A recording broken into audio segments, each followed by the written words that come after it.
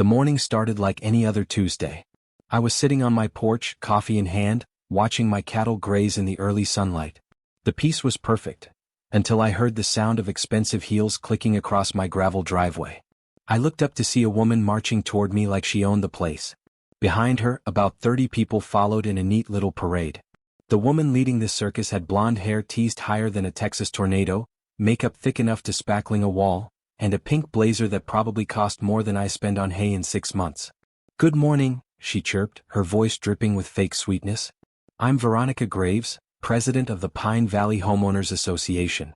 We need to discuss some serious violations happening on this property." I nearly spit out my coffee. "Ma'am, I think you've got the wrong address. I don't belong to any HOA. She laughed, a sound like nails on a chalkboard, and waved a thick stack of papers at me. "Oh, but you do, honey.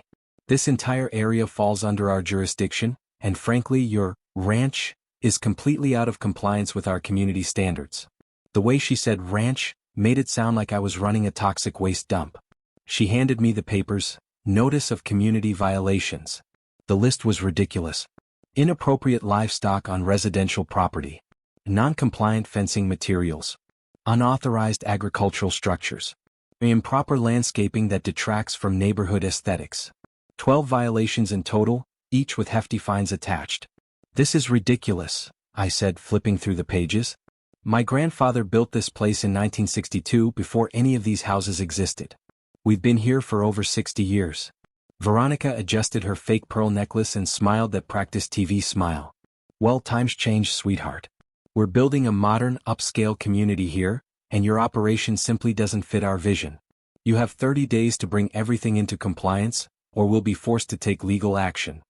After she strutted back to her white Mercedes SUV, leaving a cloud of expensive perfume hanging in the air, I stood there holding those papers and feeling like I'd been sucker punched. That evening I called my friend Jake Martinez, the only lawyer I knew personally. Jake had grown up on a ranch too before putting himself through law school. "Cole," he said after I explained the situation, "this sounds fishy as hell. Send me everything they gave you and let me do some digging. If there's really an HOA with jurisdiction over your property, there should be records going back to when it was established." I spent the next few days going through every box of documents my grandfather had left behind. Most of it was routine stuff, property deeds, tax records, maintenance logs. But buried in an old filing cabinet, I found something interesting. A hand-drawn map of the entire area dated 1964, with my grandfather's careful handwriting marking various landmarks and property boundaries. At the bottom, in his neat script, were the words, "The Heart of Pine Valley." I had no idea what that meant, but something told me it was important. The next morning, I took that old map and walked the entire perimeter of my property. Following the hand-drawn lines, I discovered something I'd never really paid attention to before.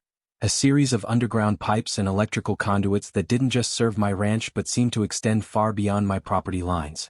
My grandfather had been an electrical engineer before the war, and when he came back to Texas, he'd built one of the most sophisticated private utility systems I'd ever seen.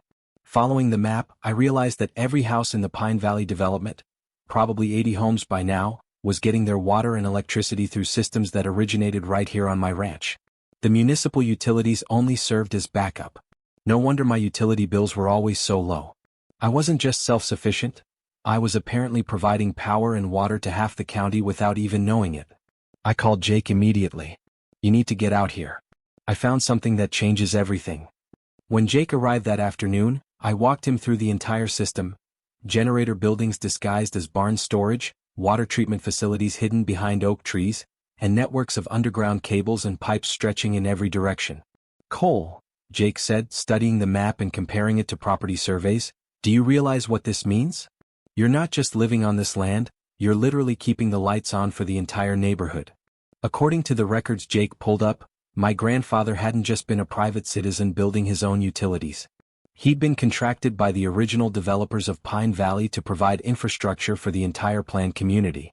The agreements, dating back to 1968, gave him not just the right but the obligation to provide water and electrical service to all properties in the development. In exchange, he received utility fees from each household, fees that, according to the contracts, should have been transferred to me when I inherited the property 3 years ago. "Cole," Jake said, his voice getting excited, "according to these documents, every house in Pine Valley owes you approximately $50 a month in utility fees. That's been going on for over 20 years, since your grandfather died. But that wasn't the biggest bombshell. Jake had done some investigating on Veronica Graves. She was a former local TV personality who'd been fired from her morning show job 8 months earlier. Apparently, she decided that becoming the self-appointed queen of the Pine Valley HOA was her path back to relevance. Her social media was full of dramatic posts about protecting community standards and dealing with problem properties that threaten our property values. While we were discovering the extent of my grandfather's utility empire, Jake found something that made my jaw drop. "Cole," he said, pulling up property records on his laptop, "you need to see this." The records showed that my grandfather hadn't just purchased the land where my ranch sits. In 1964, he'd bought 90% of what is now the Pine Valley development. Over the years, he'd sold individual lots to developers and homebuilders, but he'd retained ownership of all the land underneath, what lawyers call subsurface rights. But here's the kicker. Hidden in the original development agreements was something called a Cultural Heritage Preservation Clause that my grandfather had insisted on including in every property sale. The clause designated the entire area as a historical agricultural preserve and prohibited any construction over 2 stories tall anywhere within the development boundaries. "This means," Jake said, grinning like he'd just won the lottery, "that any high-rise development plans are completely illegal." Then came the final bombshell. Jake had been researching the Pine Valley Community Center, the beautiful building where Veronica held her HOA meetings. According to property records, the community center had been built on land that was never actually sold by my grandfather. Through some kind of clerical error or fraudulent paperwork, the building had been constructed on property that legally still belonged to me. "Cole," Jake said, his voice serious, "that building is sitting on your land without your permission. Technically, Veronica has been trespassing every time she holds a meeting there." Armed with this information, I decided it was time to fight back. But first, the harassment escalated. The next morning, I found an inspector walking around my property with a clipboard and camera. When I asked what he was doing, he handed me a document titled Community Standards Compliance Assessment. Over the next 2 weeks, these inspections became daily occurrences. Different people showing up at different times, always with cameras and clipboards, measuring fence posts, photographing my cattle, and taking notes about everything from the color of my barn to the height of my grass. The violation notices started piling up. $800 fine because my fence was natural wood instead of approved white vinyl. $500 fine for inappropriate livestock noise.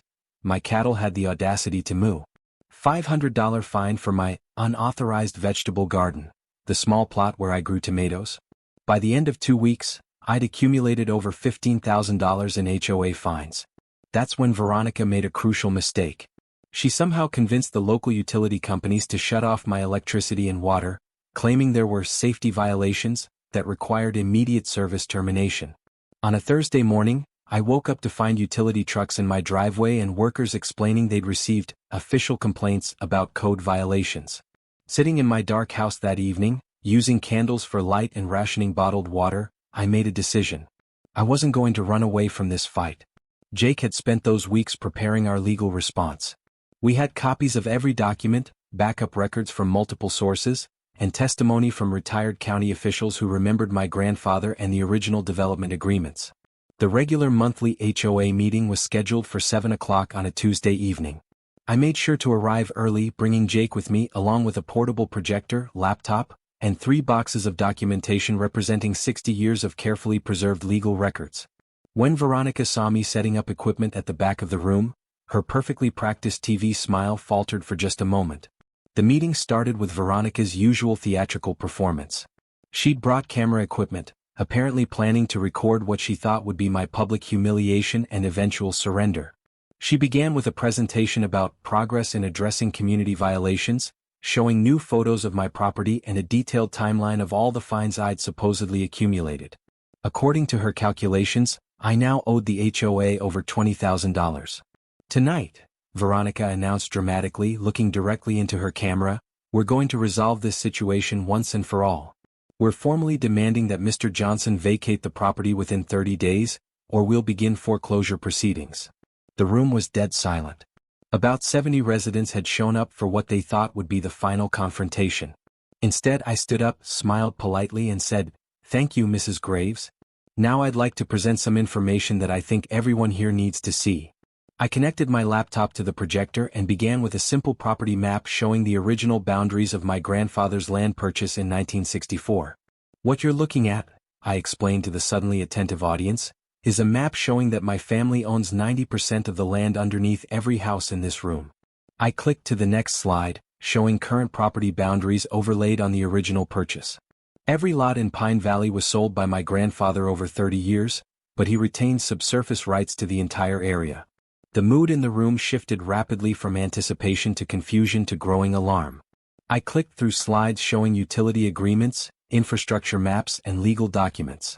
For the past 3 years, every household here has been receiving water and electricity through systems located on my property. Veronica tried to interrupt, but I kept talking. According to the original utility agreements, each household in Pine Valley is supposed to pay $50 per month in utility fees to the property owner. For 80 households over 36 months, that comes to approximately $144,000 in unpaid fees. I could see people pulling out their phones, probably to check their property deeds. Of course, I'm willing to work out reasonable payment plans, I continued. But there's more. The next slide showed the Cultural Heritage Preservation Clause. This means that any high-rise development plans are legally impossible. The height restrictions are written into every property deed in Pine Valley. The room erupted. People were talking over each other, asking questions, making accusations. Then I dropped the final bombshell. There's one more thing everyone needs to know, I said, clicking to a slide showing the property survey for the community center. This building we're meeting in tonight was constructed on land that was never actually sold by my grandfather. According to county property records, the Pine Valley Community Center is sitting on property that legally belongs to me. The silence that followed was deafening. Every meeting held here, every HOA decision made in this building, has been conducted on private property without the owner's permission. Veronica finally found her voice, but the TV personality confidence was completely gone. This is ridiculous, she stammered. We have legal authorization to operate this HOA. You cannot just. But she couldn't finish the sentence because everything she'd built her authority on was crumbling around her. Her husband Stuart tried to support her, pulling out his own folder of documents, but Jake was ready for him. The meeting dissolved into chaos. Residents were demanding answers about utility fees, development restrictions, and property rights. Several people confronted Veronica about the thousands of dollars in fines she'd been imposing, wanting to know where that money had gone. Others surrounded Stuart, asking pointed questions about his development plans and whether he'd been honest about their legal feasibility. As people filed out of the building, many stopped to apologize to me and ask questions about resolving the utility fee situation. But Veronica wasn't finished fighting. As she packed up her camera equipment, she looked directly at me and said, "This isn't over, Mr. Johnson. We'll see you in federal court." 3 weeks later, Veronica made good on her threat. She filed a federal lawsuit claiming I was using fraudulent property claims and intimidation tactics to extort money from innocent homeowners. The lawsuit demanded that the court invalidate all utility agreements, remove the cultural heritage restrictions, and award damages to the HOA. She also requested a restraining order preventing me from collecting utility fees or restricting access to the community center. What Veronica didn't know was that Jake and I had spent those 3 weeks preparing for exactly this scenario. We had copies of every document, backup records from multiple sources, and recordings of conversations with the fake inspectors who'd been harassing me. The federal court hearing was scheduled for a Thursday morning in downtown Houston. I arrived to find Veronica dressed like she was anchoring the evening news, accompanied by Stuart and 2 expensive-looking lawyers. But federal judges don't care about TV production values. Judge Patricia Martinez was a no-nonsense woman in her 50s who'd clearly done her homework before the hearing. When Veronica's lawyers began their presentation about frivolous property claims, Judge Martinez interrupted them. "Counselor," she said, looking over her reading glasses, "before we proceed with allegations of fraud, I'd like to see some evidence that these property claims are actually fraudulent." That's when Jake stood up and began presenting our documentation. He started with the original property deeds from 1964, moved through the utility agreements and development contracts, and finished with the cultural heritage preservation clauses recorded with the county clerk. "Your Honor," Jake said, "these aren't new claims or legal technicalities. These are property rights and contractual obligations that have been legally established and publicly recorded for over 50 years. Judge Martinez spent nearly an hour reviewing our documents, asking detailed questions about dates, signatures, and legal procedures. She also listened to recordings we'd made of stewards, inspectors, admitting they weren't government officials and had been hired to harass me. When she heard Stewart himself on tape discussing acquisition timelines and preliminary site preparation before attempting legitimate negotiations, her expression grew noticeably less patient. "Mr. Graves," Judge Martinez said, looking directly at Stewart, "these recordings suggest that you and your wife engaged in systematic harassment designed to force Mr. Johnson off his property so you could acquire it below market value. Is that accurate?" Stewart's expensive lawyers tried to object, but the judge wasn't interested. "Furthermore," she continued, "the evidence suggests your HOA has been operating on private property without permission and collecting fines under false pretenses. That's not a civil property dispute, that's potentially criminal fraud." The hearing ended with Judge Martinez not only dismissing Veronica's lawsuit but also ordering her to pay all court costs and legal fees, a total of nearly $40,000. She also issued a restraining order preventing Veronica, Stewart, or anyone acting on their behalf from entering my property or attempting to collect any HOA fines from Pine Valley residents. "Mrs. Graves," the judge said in her final remarks, "if you want to operate a homeowners association, I suggest you limit your activities to property you actually have legal authority over." The aftermath was swift and decisive. Within a week of the court ruling, Veronica and Stewart had put their Pine Valley house up for sale and announced they were moving to Arizona. Veronica's social media accounts, which had been full of dramatic posts about fighting for community rights, went silent overnight. The Pine Valley community began reorganizing itself without the Graves leadership. A group of reasonable residents formed a new legitimate homeowners association focused on actual community issues like road maintenance, snow removal, and organizing neighborhood events. They elected Sarah Mitchell, a retired school principal, as their president. Their first official act was to negotiate a fair utility agreement with me, $50 per household per month, exactly what the original agreements had specified. Most residents were relieved to finally understand the truth about their property rights and utility arrangements. A few grumbled about paying utility fees they hadn't known about, but when I offered to upgrade and modernize the entire system using the back payments, most people agreed it was fair. I used part of the money to install solar panels and battery storage systems that made the entire development more energy efficient and environmentally friendly. 6 months later, I received a letter from a town in New Mexico where residents were having problems with an aggressive HOA trying to force out longtime residents for vacation developments. They'd heard about the Pine Valley situation and wanted to know if I'd consult on their case. I wrote back explaining I wasn't in the consulting business, but suggested they start by checking original property deeds and development agreements in their area. Sometimes the best weapons against bullies are hidden in plain sight, just waiting for someone to dig them up. The best part of the whole experience, though, was the lesson it taught me about standing up to bullies. For years, I'd felt like the little guy getting pushed around by people with more money and fancier lawyers. But it turned out I'd been sitting on legal advantages I didn't even know I had. Veronica Graves thought she could use official paperwork and legal intimidation to drive me off my family's land. She filed violation notices, imposed fines, and even managed to get my utilities shut off through fraudulent complaints. What she didn't know was that I owned the very ground she was standing on, controlled the utilities that kept her neighbors' lights on, and had legal agreements that made her entire development scheme impossible. Sometimes the best revenge isn't getting back at your enemies, it's simply giving them exactly what they ask for. The full force of the law, applied fairly and completely, without any of the mercy they never bothered to show you. Today, I still live on my ranch, my cattle still graze in the same pastures my grandfather cleared 60 years ago, and every month I collect utility fees from 80 households in Pine Valley. The community center that was built on my land without permission? Well, let's just say the new HOA negotiated a very reasonable lease agreement. And Veronica Graves?